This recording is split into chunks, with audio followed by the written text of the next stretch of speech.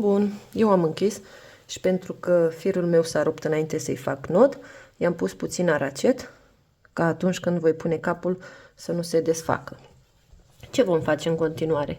Ne întoarcem la corp, la partea cu alb, unde am lăsat firul, în spate aici, și vom face de jur împrejur cu alb câte un picior scurt. Introducem firul alb și facem câte un picior scurt în fiecare ochi. Haide, în firul alb pe care l-am lăsat, da? Ne vom duce de jur împrejur cu câte un picior scurt și continuăm până la capătul rândului. Și pentru că tot lucrez aici cu dumneavoastră, vreau să vă spun că mai nou pe canalul meu vă puteți alătura de desubt acolo unde înainte va apărea abonează-te, acum o să vă apară alătură-te. Pentru ce este acest alătură-te? Aveți 3 opțiuni care sunt cu plată. Eu nu oblig pe nimeni, nu bag mâna în buzunarul nimănui. Cei care doresc își poate alege una din acele opțiuni prin care voi aveți anumite beneficii.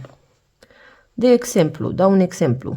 Voi intra live pentru persoanele care nu au înțeles la un anume tutorial și voi intra live doar cu acea persoană. Acesta este unul din exemplele pe care le găsiți acolo la cele 3 opțiuni. Voi intra live și voi explica și încerca să lucrez în același timp cu persoana respectivă, sau aveți altă opțiune prin care, la fel, dacă nu înțelegeți sau orice nelămurire în privința croșetatului aveți, mă puteți găsi acolo și voi încerca să vă ajut personal, adică voi sta cu fiecare în parte și îi voi explica tot ce are nevoie. La fel, veți obține insigne de cei mai fideli abonați. Veți avea prioritate în răspunsurile comentariilor și multe alte beneficii. Dacă sunteți curioși, puteți citi. Nu este obligatoriu, v-am spus, nu vă obligă nimeni să vă alăturați, pentru că sunt 3 opțiuni.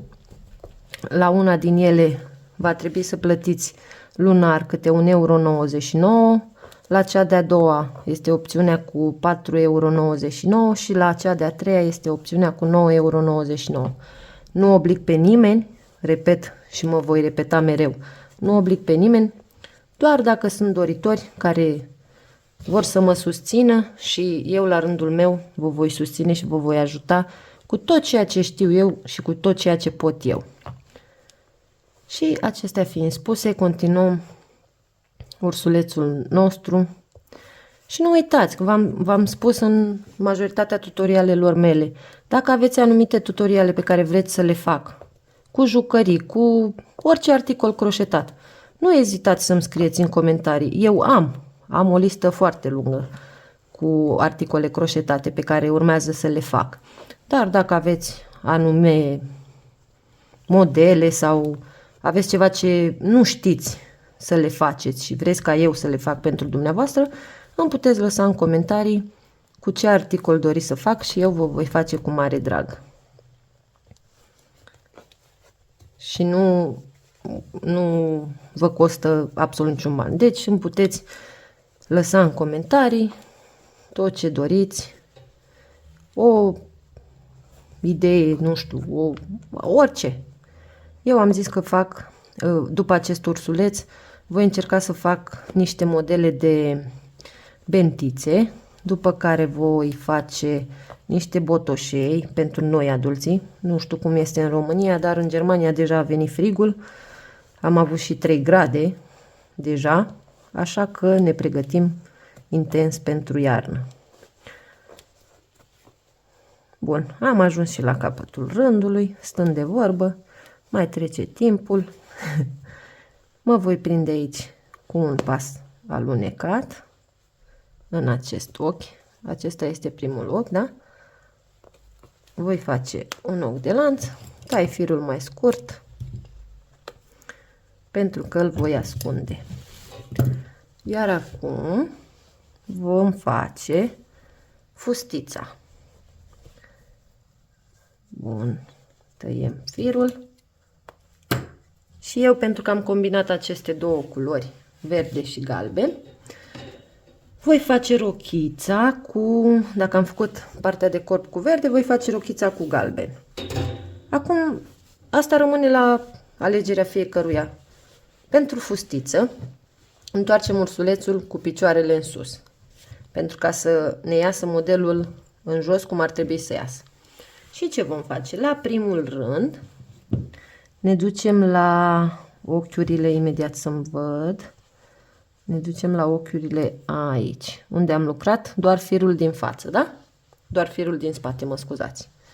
Voi introduce culoarea mea, voi face un ochi de lanț și acesta îmi va fi un prim picioruș.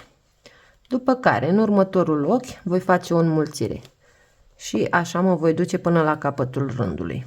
Voi face un picioruș scurt și o înmulțire până la capătul rândului, după care de la rândul 2 la rândul 8 vom face câte un picioruș scurt în fiecare ochi.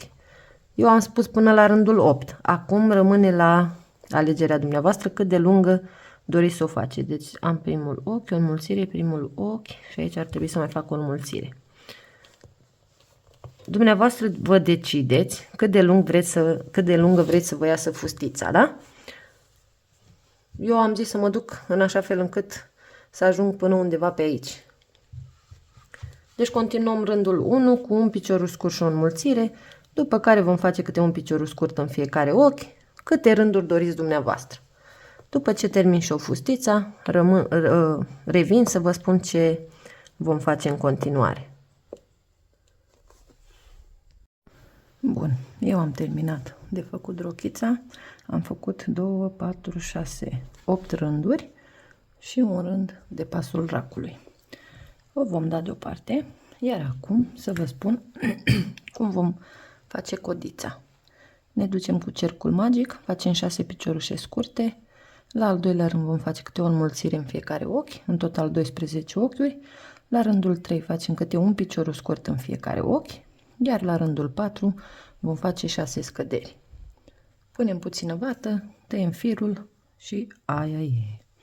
Bun, acum la urechiușe ce vom face? La fel ca și la codiță, numai că diferă puțin. Vom pune în cercul magic, punem 6 piciorușe scurte. Bun, am făcut 6 piciorușe scurte, la rândul 2 vom face câte o înmulțire în fiecare ochi. La capătul rândului vor fi 12 ochiuri, iar la rândul 3 vom face câte un picioruș scurt în fiecare ochi. Și revin să închidem urechea. Și exact cum am închis toate părțile corpului, facem un ochi de lanț, unim ambele laterale și vom face 6 piciorușe scurte, pentru că am avut 12 ochiuri. 2, 3, 4, 5 și 6. Facem un ochi de lanț și tăiem firul mai lung, pentru că acesta va veni cu sut. Bun, avem urechiușele, imediat le și aranjez, avem și codița, le lăsăm deoparte și continuăm. Acum vom începe capul și vom face în felul următor. Începem mai întâi cu partea botului. Vom face 8 ochiuri de lanț și am 1, 2, 3, 4, 5, 6, 7 și 8. Acum, din ochiul 2 vom face 1, 2, vom face o înmulțire, adică 2 piciorușe scurte în același ochi. 2. Continuăm cu 5 piciorușe scurte. 1, Am făcut 5. Acum, în ultimul ochi, vom face o înmulțire de 4. Adică vom face 4 piciorușe scurte în același ochi. Și am 2, 3 și 4. Voi continua din nou cu 5 piciorușe scurte.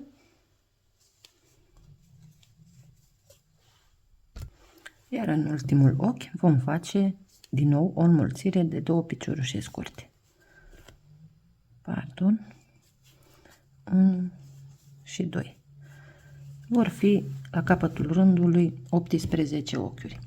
Acum, la rândul 2, în primul ochi, vom face o înmulțire. 1 și 2. Îmi pun semn. În următorul ochi, din nou o înmulțire. 1 și 2. Voi continua cu 5 piciorușe scurte. 1, 2, 3, 4 și 5. Continui cu 4 înmulțiri, adică 2 piciorușe scurte în același ochi de 4 ori. Bun. Continui din nou cu 5 piciorușe scurte. 1, 2, 3, 4 și 5. Și acum voi face din nou 2 înmulțiri. La capătul rândului vor fi 26 de ochiuri. Iar acum, rândul 3 și rândul 4, vom face câte un picior scurt în fiecare ochi. În total, 26 de piciorușe scurte, da? Rândul 3 și rândul 4. Suntem la rândul 5, unde vom face 2 piciorușe scurte. Eu am făcut și pe cel de-al doilea. Acum vom face 9 înmulțiri de jumătate de picioruși. Deci 9 înmulțiri. Și avem o înmulțire de jumătate de picioruși. Jumătatea de picioruși, luăm fir pe croșetă, introducem și scoatem prin toate 3. Deci 9 înmulțiri. Faceți 9 înmulțiri și terminați cu 15 piciorușe scurte. Bun. Acum îl fac și pe al 15-lea piciorul scurt. Iar acum la rândul 6 vom face 2 piciorușe scurte. Și am unul și pe cel de-al doilea. Iar acum va trebui să facem o jumătate de picioruși. Stați mai puțin că nu vrea să iasă. Și o înmulțire. Deci o jumătate de picioruși și o înmulțire și vom repeta de 9 ori. Repetați o jumătate de picioruși în următorul ochi, iar în următorul ochi o înmulțire de 9 ori. Și vom termina rândul cu 15 piciorușe scurte. Normal la acest rând avem 44 de ochiuri. 9 pentru a face capul corect ne trebuie 48 de piciorușe scurte de ochiuri. Dar imediat o să vă explic ce vom face la rândul următor ca să ajungem la cele 48 de ochiuri care ne sunt necesare. Imediat vă spun, sta să termin și eu cele 15 piciorușe scurte. Bun. Acum ce vom face? Ca noi să ajungem la cele 48 de piciorușe scurte, de ochiuri de lanț, de, vai, nu știu ce am azi, 48 de ochiuri, mă scuzați. Va trebui să facem 4 înmulțiri, da? Și cum vom face? Vom înmulți o dată pe laterală, o dată la jumate, o dată pe cealaltă laterală, iar o dată aici jos, da? Și vom face în felul următor. Începem cu o înmulțire. Am primul ochi. Și tot în același ochi fac o înmulțire. Și am prima înmulțire. Acum mă duc cu piciorușe scurte până la jumătate, unde am spus că vom face din nou o înmulțire. Vă arăt până la jumătate, după care continuați dumneavoastră, că nu are rost să vă Deci am făcut prima înmulțire. Imediat o vom face și pe cea de-a doua. Ne uităm să fim cam la jumătate. Mai trebuie 1, 2 și 3. Și aici cred că vom face înmulțirea. Da, aici în acest ochi mai facem încă un ochi. Vom continua din nou cu piciorușe scurte până aici. Aici veți face din nou o înmulțire, continuați până la jumătate, veți face din nou o înmulțire și continuați până la capătul rândului. După care, de la rândul 8 la rândul 14, veți face câte un picioruș scurt în fiecare ochi, în total 48 de ochiuri. Bun, eu am lucrat până la rândul 14, iar acum va trebui să-i punem năsucul și ochișorii. Și imediat mă uit pentru nas. Îl vom pune între rândul de aici din jumate, 1, 2, între rândul 2 și 3, undeva la jumătate. Pun așa pentru un moment să văd dacă este la jumate. Da. Și ochișorii îi vom pune între rândul 5 și 6. 1, 2, 3, 4, 5 și 6, chiar acolo unde am făcut jumătățile de picioruș, da? Și încercăm să vedem cum ne iese și lăsăm 8 ochiuri între ele. 2, 4, 6, 7 și 8. Prima dată ne uităm dacă ne place. Nu mai am ochi de altă culoare. Ia stați mai puțin. Am găsit ceva albastru, dar parcă nu-mi plac nici ăștia.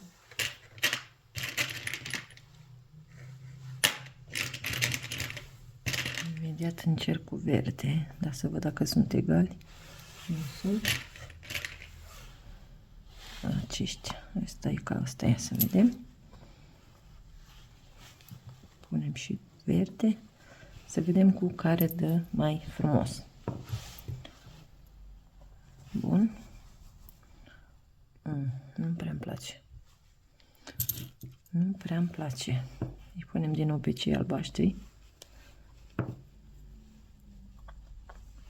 Numai că aceștia albaștri sunt puțin mai mici. Pare egal? Da. Îi lăsăm pe aceștia albaștri. Vom pune capsele. Perfect. Și la ochișori. Ups. Capsele de la ochi sunt prea mici. Imediat am găsit altele. Bun, îi las așa. Iar acum vom încerca să prindem capul de corp, da? Avem corpul aici. Imediat să vedem cum prindem capul. Stați mai puțin să căutăm jumătate. Bun, pe aici, pe undeva. Imediat vă și arăt. Pe aici, un pic mai jos, cu un ochi. Ia să vedem noi cum ar da capul nostru. Încă mai jos. Bun.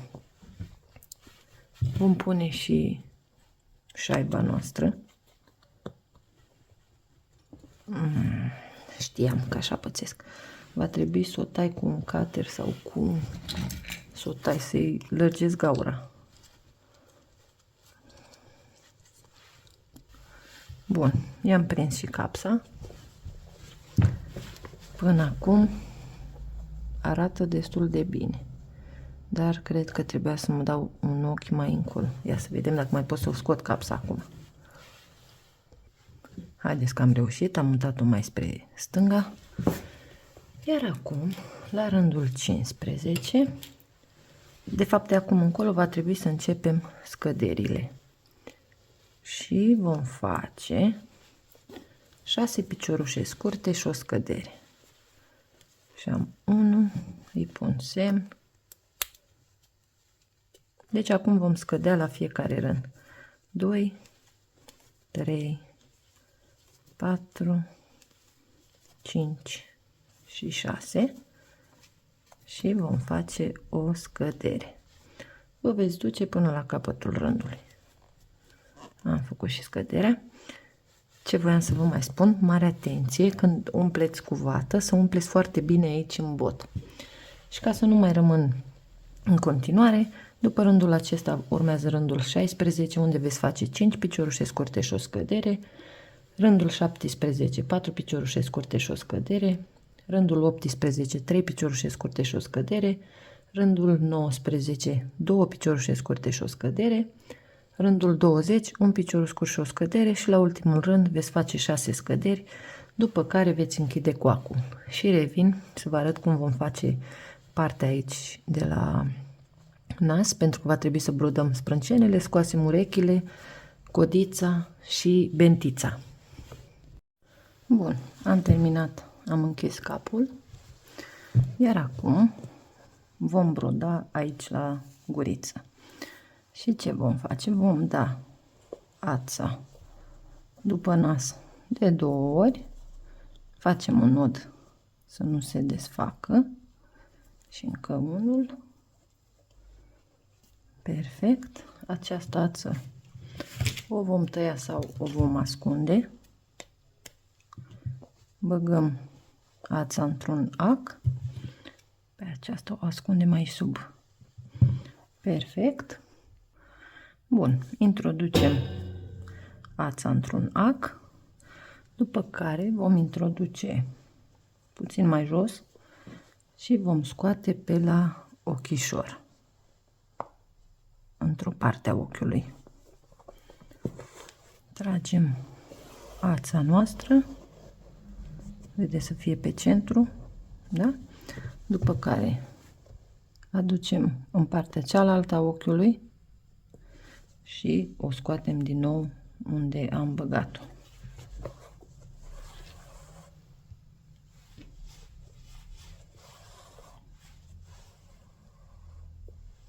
Tragem tare de ață.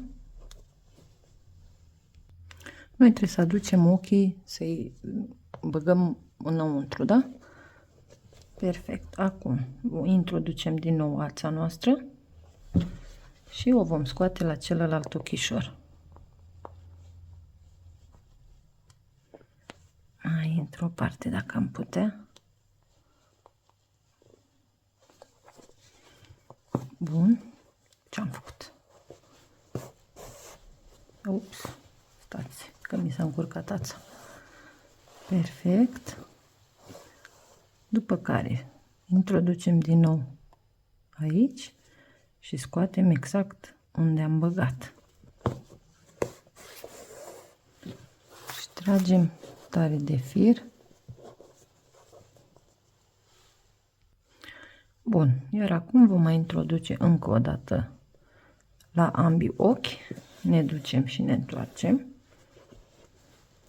Perfect. Introducem din nou aici și scoatem. Trageți de fir. Bun. Acum mă voi duce și la celălalt ochi.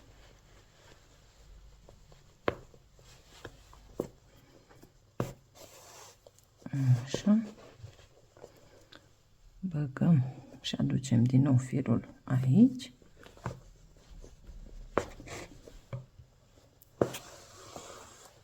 Și tragem tare, da?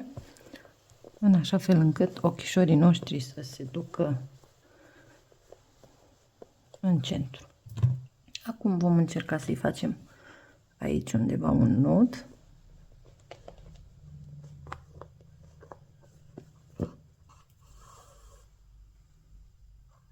Dăm de 2 ori după ac.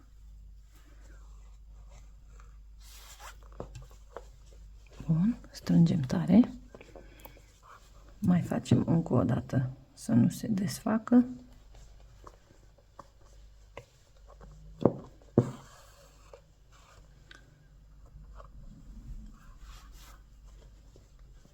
Perfect. Iar acum vom mai da încă o dată aici la nas și tragem firul să facem sprâncenele.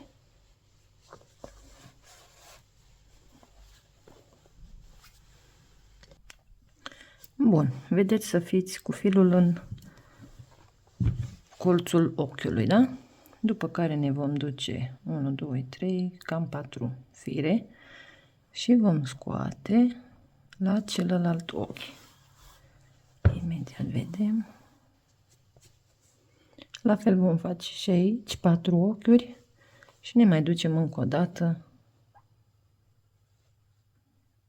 în celălalt, la cealaltă sprânceană, da? Vom mai introduce încă o dată aici și scoatem în partea cealaltă.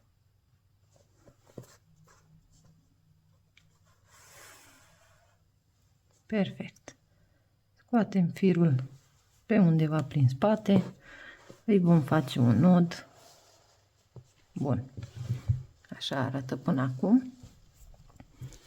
Acum să începem să coasem și urechile. Dacă aveți sprâncene, îi puteți sprâncene, mă scuzați, gene. Le puteți lipi sau coase. Imediat revin și vă arăt. Bun, eu am tăiat genele pe jumătate. Doar vă voi arăta. Nu-l lipesc acum pentru că va trebui să cos urechile și mă va deranja. Se va dezlipi de aici. Încercăm să le lipim aici, lângă partea de ochi. Da? Ceva de genul. După care venim și vom coase urechile deasupra sprâncenei. Pe aici, pe undeva. Una aici și una aici. Și revin să facem gulerașul și bentița. Bun, haideți să începem gulerul. Și la guler vom face, eu îl fac cu galben, vom face ochiuri de lanț pe toată lungimea gâtului. Și avem, deci faceți ochiuri de lanț, măsurați la gât să vedeți dacă vă mai trebuie sau nu. Bun, eu am făcut ochiuri de lanț, am măsurat la gât, iar acum mai fac unul. Din ochiul 3 vom face câte un picioruș dublu în fiecare ochi. Vă duceți cu câte un picioruș dublu în fiecare ochi până la capătul rândului. Bun, am făcut ochiuri de lanț până în penultimul ochi. În ultimul n-am făcut, da? Acum voi face 1, 2, 3 ochiuri de lanț. Iar aici, în ultimul ochi, voi face un pas alunecat, fac un ochi de lanț și tai firul puțin mai lung, pentru că vă arăt imediat de ce. Ca să ridic camera puțin mai sus. Vom face în felul următor. Prindem gulerul, iar coața care ne-a rămas, voi aduce acest fir, cel mai lung fir pe care îl avem. Perfect. Îl scoatem pe acesta pe deasupra. Bun. Îl vom aduce pe cel lung în acea gaură pe care am lăsat-o și vom aduce și aici. Perfect. Iar acum încercăm să facem un nod, să nu se desfacă ața noastră. Încă unul. Perfect, și vom tăia firele. Și gulerul nostru este gata, da? Bun, acum ce vom face? Pentru bentiță, îl dăm deoparte. Bentița o să vreau să o fac cu verde. Doar că dacă nu aveți fir mai subțire, eu am, dar nu stau să caut acum, voi lua o croșetă de 3, la fel ca și la guler, mă voi duce cu ochiuri de lanț pe toată lungimea capului.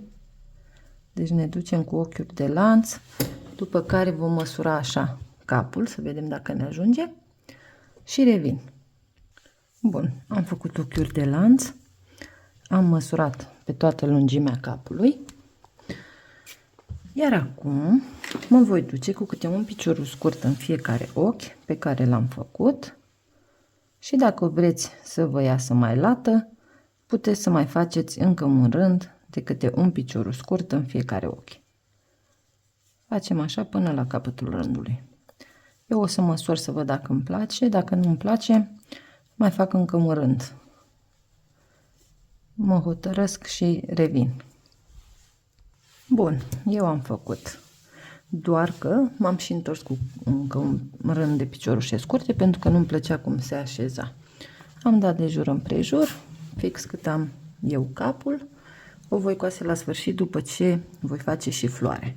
O lăsăm deoparte, iar acum cu aceeași croșetă de 3, cu firul galben, voi face 3 ochiuri de lanț, 1, 2, de fapt 4, că e croșeta prea mică, 3 și 4 sau totuși 5. În primul loc de lanț ne prindem cu un pas alunecat, facem un ochi de lanț, iar în acest cerc vom face 5 piciorușe scurte. Și am 2, 3,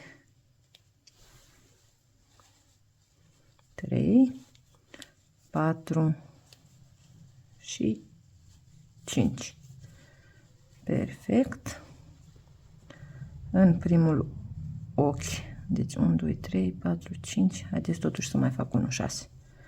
6, bun. Aici în primul loc de lanț, mă prind cu un pas alunecat, fac un ochi de lanț și tai firul, pentru că voi schimba cu alb. Bun, tai și acest fir care mi-a rămas. Ea oricum nu se va desface. Și voi lua firul alb, voi introduce într-un următor ochi, pentru că am deja acel pas alunecat, cu toate că nu se vede. Bun. Introduc aici, fac 3 ochiuri de lanț, 1, 2 și 3. Stați că mi s-a încurcat firul. Bun, 3. Și voi face în același ochi 2 piciorușe triple. Și scot o dată, scot încă o dată și încă o dată. Iau din nou 2 fire pe croșetă în același ochi, scot o dată, încă o dată și încă o dată. Fac 3 ochiuri de lanț, 1, 2, 3, iar în același ochi voi face un pas alunecat. Și așa voi continua cu toate petalele. Mă duc în următorul ochi, ascund și firele astea, fac un pas alunecat, mă ridic cu 3 ochiuri de lanț, 3, fac din nou în același ochi 2 piciorușe triple, 1, în același ochi, 2, dacă doriți să o faceți mai mică, puteți căuta un fir mai mic sau puteți face cu orice alt fir doriți dumneavoastră. Fac din nou 3 ochiuri de lanț și în același ochi mă prind cu un pas alunecat. Faceți și dumneavoastră încă 3 petale și revin. Bun, am terminat și floarea. Iar acum bentița o puteți coase sau o puteți lipi. Eu încerc să trag firele dintr-o parte în cealaltă. Aici odată și acest fir îl voi scoate în partea cealaltă. Bun. Voi încerca să fac un nod. Perfect. Încerc să trag și firele. Eu, pentru siguranță, o voi și lipi. Tai acest fir. Acesta trebuie să-l ascundem. Bun. Îl scot și pe ăsta. Perfect, îl tai și pe ăsta. Ups, mă scuzați. Și floricica o puneți în ce parte doriți dumneavoastră, în stânga, în dreapta, unde doriți. Totuși aș tăia firul pentru că o voi lipi. să fiu eu sigură că va sta. Exact cum am lipit și genele, voi lipi și floricica mea. Pun mai mult să fiu sigură că stă. Bun. Așa. Îi pun și floarea. Și pentru că durează puțin până se lipește, îi voi prinde 2 bolduri. 3. Perfect. Mai pun unul aici. Și ursulețul nostru este gata. Dacă dumneavoastră doriți să mai faceți ceva accesorii, îi puteți face. Stați să ridic camera puțin mai sus, să puteți vedea. Vedeți? Eu sunt super mulțumită de ceea ce a ieșit. Și nu uitați, dacă v-a plăcut, vă puteți abona la canalul meu. Mă puteți susține cu un like, comentarii, cu ce anume vă doriți în continuare. Și distribuiți prietenilor. Poate sunt doritori care doresc să-și facă jucării pentru copii, pentru prieteni. Acesta este. Mă scuzați, am uitat să-i punem codița. Dar codița va veni cusută cumva aici, dar eu prefer să nu mai pun, pentru că îmi ridică foarte mult fustița în sus. De aceea nici nu v-am mai arătat. Acum rămâne la aprecierea fiecăruia. Vă mulțumesc frumos pentru vizionare. Vă pup și vă îmbrățișez cu drag până la următorul tutorial. La revedere!